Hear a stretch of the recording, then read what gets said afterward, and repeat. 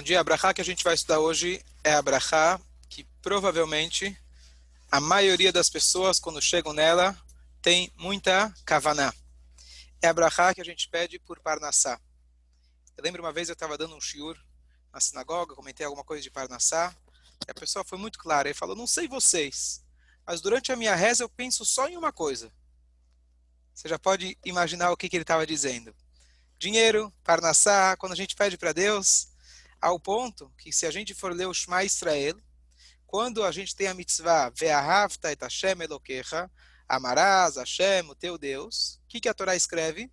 Bechol levavcha, com todo o seu coração. Bechol nafshecha, com toda a sua alma, significa que está pronto, inclusive, para entregar a sua vida por Deus. E por último, Bechol meodecha, com todas as suas posses.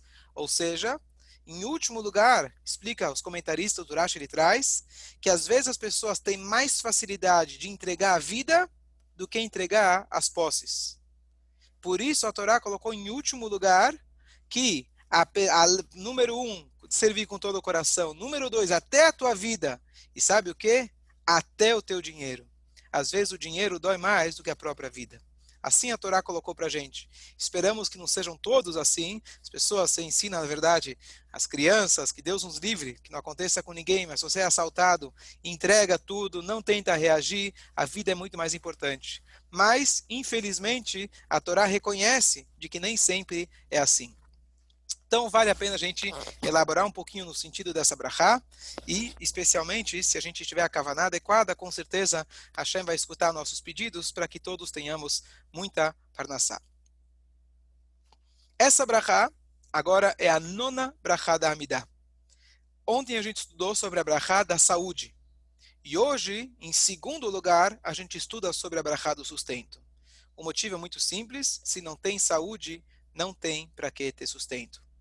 Longe de nós, mas assim eu ouvi falar em nome do Dalai Lama, eu não li, mas assim que falaram em nome dele, que a pessoa gasta a saúde para conseguir dinheiro, para no final da vida gastar todo o dinheiro para tentar recuperar a saúde. É uma frase está escrito que a sabedoria dos povos a gente pode aproveitar, não a Torá deles, mas a sabedoria. Essa é uma frase muito sábia, que com certeza veio da estrutura da Amidá. Primeiro vem a saúde, como a gente falou ontem, Bereshit, Bará, no início a saúde, e depois disso a gente pode pedir por sustento. Essa é a primeira coisa. Fala, Yosef. Realmente, no livro dele está escrito isso. Ó, Shkoyach. Baruch Hashem eu não li, mas a gente aprende com os alunos. Muito bom. O que acontece? Você viu que eles do Torá, né? Tudo vem da Torá. Agora, vamos tentar Com analisar... certeza, doutora. Quê? Com certeza que doutora. Muito bom. Então, é o seguinte. A brachá começa com a seguinte brachá, com as seguintes palavras. Barech aleinu, abençoe ou traga bênção sobre nós, Hashem Elokeinu, Hashem, o nosso Deus. Et Hashanah Azot, este ano, Vet kol minei tevuatá letová. E todos os seus tevuá seria grãos para o bem. Ou seja, abençoe-nos esse ano com todos os seus grãos para o bem. Vamos então começar parte a parte. O que significa essa brachá? Quando a gente pede saúde, a gente não pediu para Hashem dê saúde esse ano. A única brachá na Amidá que a gente menciona a palavra Shana, ano, é nessa brachá. Então o motivo simples é o seguinte. Quando a gente fala de sustento, o sustento, na verdade, ele é decidido de forma anual. Hashem, em Rosh Hashanah, que a gente está se preparando, ele já define quanto dinheiro você vai ganhar naquele ano. Como isso funciona? Se Deus já definiu no Rosh Hashanah quanto eu vou ganhar, então por que todo dia eu preciso pedir para Deus? Eu já pedi no Rosh Hashanah, eu já garanti. Então, a analogia para isso é quando Deus ele faz uma transferência do Banco Central do Céu, BCC, e ele transfere para a sua conta. Então, o que acontece? Você tem um cartão de débito ou cartão de crédito que você pode usar ele quando você vai fazer compras. Então, o que acontece? Às vezes, você atingiu o limite do cartão. Às vezes, você errou a senha e você, depois de 2, 3 vezes, você bloqueia a sua senha e não consegue usar o cartão. O dinheiro está lá, mas você não consegue usufruir daquele dinheiro. Então, em Rosh Hashanah é a transferência do Banco Central para a sua conta. Já está lá. Será que eu vou poder tirar esse dinheiro? Será que não vai ter um plano Collor que vai bloquear as minhas contas? Deus nos livre. Então, isso depende do seu comportamento diário. Então, está lá todo o potencial para aquele ano. Talvez você não vai conseguir usufruir daquele se ao longo do ano você não fazer e pedir, vai fazer por merecer e pedir para Hashem. Então, essa é a ideia.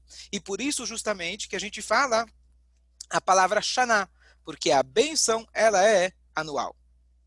Pergunta. Será que eu posso mudar o destino divino? Será que eu posso pedir para Deus dar um aumento naquela conta de Rosh Hashanah?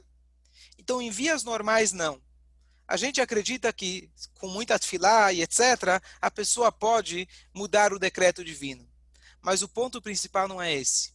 O ponto principal é o seguinte. A palavra Shana, Rosh Hashanah, cabeça do ano, Shana vem de uma linguagem do hebraico que se chama Shinui. Shinui significa mudança. A palavra ano se chama mudança no sentido simples, porque um ano ele inclui todas as estações, todas as mudanças ao longo do nosso calendário, o ano ele engloba todas elas. Mas a palavra ano também tem uma mensagem para nós. Quando chega o Rosh Hashanah, nós precisamos nos mudar. O que foi o ano passado, a gente espera que esse ano você vai ser diferente. Eu dava aula na escola e todo início de ano, o diretor ele falava para os professores, ele falava o seguinte: eu aprendi de um professor meu que você tem pessoas que dão aula há 20, 30 anos na escola, mas eles deram apenas um ano de aula. Como é possível?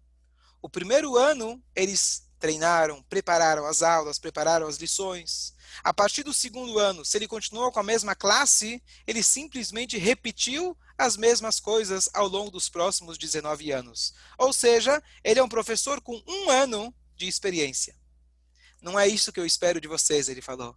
Eu espero que a cada ano, independente se você mudou ou não de série, você vai se preparar e melhorar e incrementar a cada ano. Aí sim, você pode até justificar um professor que trabalha há X anos, o salário dele justifica ser mais alto. Agora, se você está lá há muitos anos fazendo a mesma coisa, então não justifica, eu não estava falando do salário, mas realmente não dá para dizer que você incrementou, que você mudou. Essa é a ideia quando a gente fala de Shana no sentido espiritual. Quando a gente está chegando perto do Rosh Hashanah, nós não queremos de Deus que Ele dê para a gente apenas do ano passado. A gente quer, normalmente, quando a gente tem 100, nós queremos 200. A gente sempre pede a mais para Deus. Mesmo quem teve um ano de sucesso, a gente quer que esse ano seja melhor. Essa é a natureza humana. Então, Hashem, na verdade, ele diz para a gente a mesma coisa. Eu quero que esse ano vocês se transformem completamente. Não adianta você se acomodar com aquilo que foi ontem. E a mesma coisa que acontece em Rosh Hashanah deve acontecer conosco a cada ano. A gente pede para Deus para que Ele abençoe o ano. Nós estamos declarando que estamos e queremos nos transformar e aprimorar. Ao longo do ano, a gente tem que pegar aquelas decisões que fizemos em Rosh Hashanah e começar a colocar elas em prática. Começar a fazer a mudança. A gente falou que a transferência do Banco Central cai na sua conta em Rosh Hashanah. Assim também funciona no nosso trabalho. A gente decide no Rosh Hashanah todas as promessas que a gente vai fazer esse ano. Ótimo! Então Deus fez a transferência para o Banco Central e você fez as suas promessas. Você quer que pinga a cada dia da conta para o teu cartão? Você quer que a conta seja liberada? Você agora tem que fazer pingar a cada dia todas aquelas decisões de mudança que você fez em Rosh Hashanah. Shana significa shinui. E a verdadeira mudança, você decide um dia no ano, possivelmente. Mas a aplicação dela só é possível quando a cada dia ao longo do ano você tem uma nova aplicação daquela. Você, dia a dia, aquela pequena decisão, eventualmente, que você decidiu em Rosh Hashanah, você de fato, dia a dia, vai aplicar ela. E dessa forma, paralelamente, aquela transferência que Hashem fez, no dia a dia, ela vai pingar para você. Então essa é a ideia mais profunda do Shana. Shana significa a bênção anual, mas Shana significa também exige de nós que nós façamos as devidas mudanças para poder receber a Brachá de Hashem. Então falamos agora os primeiros pontos da Brachá. Barech Aleinu Hashem Elokeinu et Shana Azot, esse ano. Depois a gente fala Letová, abençoe esse ano para o bem. Você quer abençoar para o mal? Parece uma redundância. Se você fala abençoe, sempre é para o bem. Então a resposta é que tem dois detalhes numa bênção divina. O detalhe número 1 é Deus dar para você os recursos que você precisa. Mas às vezes você não consegue usufruir daquilo que Deus te deu. Ou você usufrui de forma nociva. Então, quando a gente fala no Shema Israel, ve'achalta, ve'savata, vocês vão comer e satisfazer. Ou seja, às vezes é possível que a pessoa come e não satisfaz. Isso pode se referir à comida, mas pode se referir a toda a abundância material que Hashem dá. Você tem aquilo, mas aquilo não te traz uma alegria. Às vezes uma pessoa pode comprar um carro novo, uma casa nova, uma casa de campo, e por algum motivo ele não conseguiu encontrar alegria naquilo que ele adquiriu. Deu dor de cabeça, deu muitos gastos, deu problemas e assim por diante. Então, quando a gente pede para Deus abrahá às vezes vem. Mas tem a famosa história no Talmud, muito conhecida, de que havia um sábio chamado Honi Ameagel. Honi, aquele que fez o círculo. Porque ele chegou para Deus, não tinha chuva em Eretz Israel, ele fez um círculo e ele falou para Deus, eu não saio daqui até que tenha chuva. E veio chuva. Muito forte, torrencial, estava quase destruindo. E aí ele falou para Deus, não, peraí, vai com calma. E aí vieram gotinhas. Ele falou, Deus, não é isso que eu pedi. Finalmente veio na dose certa. Qual que é a ideia? Às vezes Hashem ele dá brachá, mas de tanta brachá, como a gente falou em relação na primeira brachá de Abraham, de tanto chesed, você às vezes acaba sufocando o receptor. Então a gente pede para Deus que seja um chesed, que seja uma bondade, que ela seja usada para o bem, que nós saibamos usar aquilo para o bem. Um segundo cenário é quando Hashem ele dá o chesed abundante, e a gente aproveita, mas diz para a gente o versículo, Yeshurun engordou e deu coice. Yeshurun é um apelido, uma forma de chamar o povo de Israel, que como se fosse um boi que ele engordou, e quando ele engorda, Deus nos livre, ele dá coice. Está escrito que a pessoa normalmente só peca por abundância. Se a pessoa, Deus nos livre, está com o coração quebrado, está sofrendo, está sem parnassá, é muito mais fácil dele se conectar com Deus e querer fazer mitzvot. A pessoa que está com riqueza, com abundância, e está tudo bem, normalmente a tendência, o nosso instinto é dizer, bom, eu agora não preciso mais de Deus. Agora eu já estou garantido. Se eu já estou garantido, então agora eu posso voltar a fazer o que o meu instinto deseja. E por isso a gente pede para Hashem, não. Barech aleinu, dê brachá, mas ajude-nos que isso seja letová, que seja para o bem, que eu possa, número 1, usufruir dele, e número 2, que esse usufruto não me traga ao orgulho, e Deus nos livre a negação de Hashem. Próximo ponto. Veten brachá. Existe uma dúvida, Rabino. Nessa brachá, nós temos a variação de veten brachá ou veten talumatar livrachá. Alguém que normalmente está no shiur, hoje não está justamente, ele perguntou para mim como que eu sei quando que é o verão ou quando que é o inverno em Israel. Então vamos explicar uma coisa que talvez poucos sabem. Nós vivemos no hemisfério sul. E o momento de chuva, que a época de chuva é o oposto do hemisfério norte. Quando começaram as primeiras comunidades na Austrália, América do Sul, o que acontece? Surgiu uma grande dúvida alárrica se aqui nós devemos pedir chuva na época que para nós precisamos de chuva, ou a gente segue Eretz Israel. Por quê? Porque eu estou pedindo para mim. Aqui, se eu pedir chuva durante um momento que é ruim a chuva, então vai estragar a plantação. Mas foi definido, assim a maioria dos sábios chegaram na conclusão, e assim que se segue no mundo todo, nós seguimos Eretz Israel. Se lá é inverno, pedimos por chuva. Se lá é verão, nós não pedimos por chuva, e a gente lembra Moridatal, Vetem Brachá, a gente lembra que Deus dá o orvalho, ou que Deus dá uma bênção, e a gente não fala a chuva. Quando é esses períodos, então, em Israel, o inverno começa, na verdade, no último dia de Sukkot, Shmini Atzeret, mas, teoricamente, então, deveria-se começar a falar sobre as chuvas e pedir as chuvas já naquele dia, só que tinha uma questão técnica. Se o povo começasse a pedir a chuva para Deus logo em Shmini Atzeret, Shmini Atzeret era o último dia de Sukkot, que todo o povo estava peregrinando, estava em Jerusalém, significa que todos eles iam ter chuva no caminho de volta para casa. Você acha que o ano seguinte, depois de tanta chuva, que eles iam a pé, iam de carroças, eles iam querer voltar para o Beit HaMikdash? Possivelmente não. Ou independente, mesmo que quisessem voltar, os Chachamim e Deus têm a consideração para que eles tivessem uma volta agradável. Por isso, quando a gente mudar, começar a lembrar ou pedir as chuvas, existe um prazo. Então, como funciona? Na segunda brachá da Amidah, quando a gente estava louvando a Deus, olha, Tagibor, Elam Hashem, Deus, você é poderoso, Mechayem Etim, ressuscita os mortos, e até você dá a chuva. Eu não pedi chuva. Eu lembrei, eu mencionei que Deus é grandioso que dá a chuva. Isso eu já começo no último dia de Sukkot, que é Shmini Atzeret.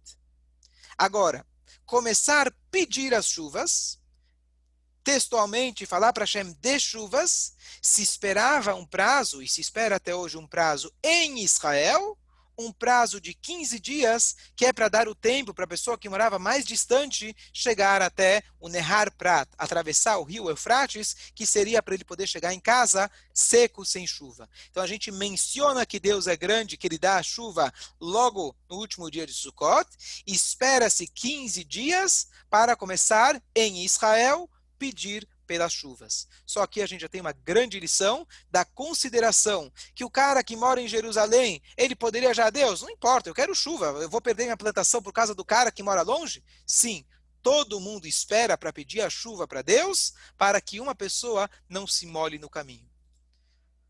Ponto número 2, fora de Israel, a gente espera até 4 ou 5 de dezembro, e aqui tem um cálculo que está ligado com o solstício, são 60 dias depois daquilo que se chama a Tkufá, a época, a estação de Nissan, é uma conta um pouco mais complicada.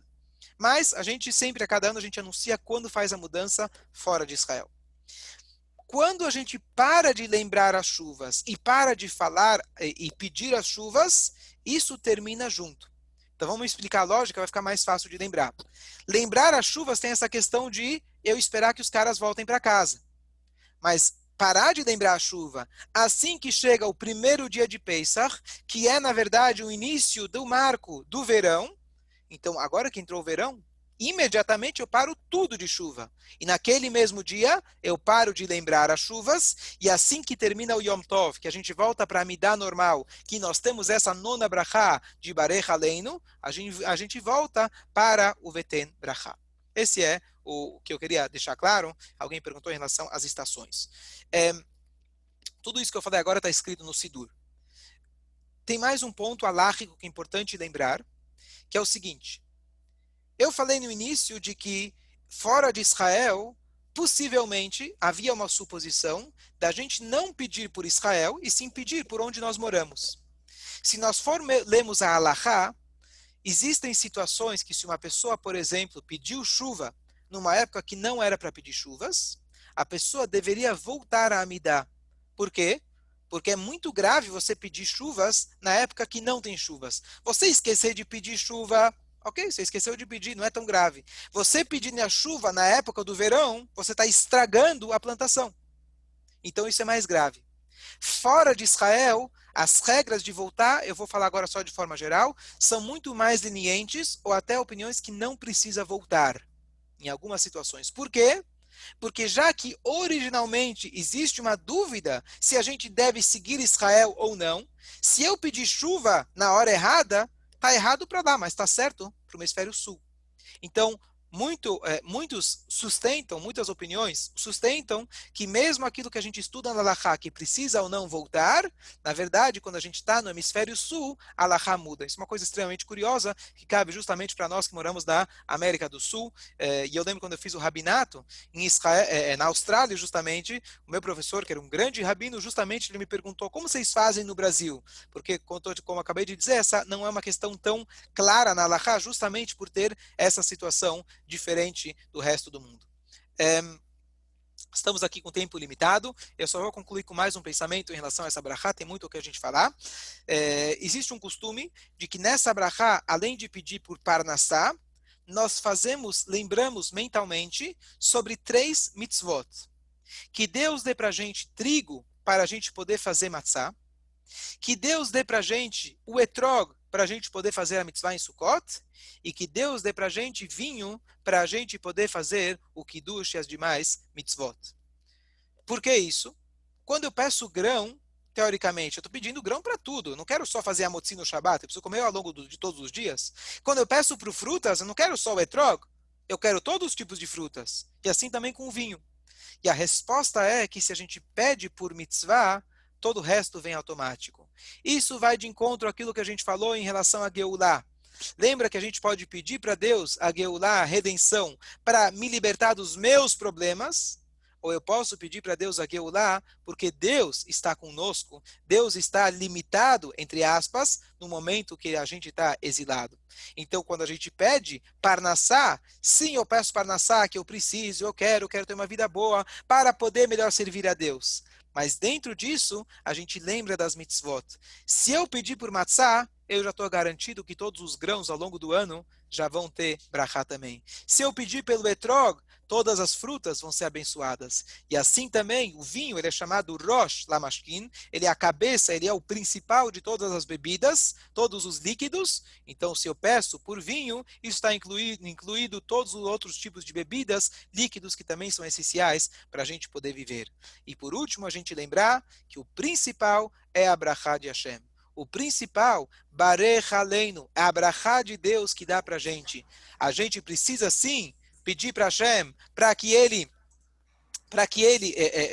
a gente sim precisa fazer a nossa parte, trabalhar, mas lembrar que trabalhar é com muito equilíbrio. Não exagerar no trabalho, porque a brachá vem de Hashem.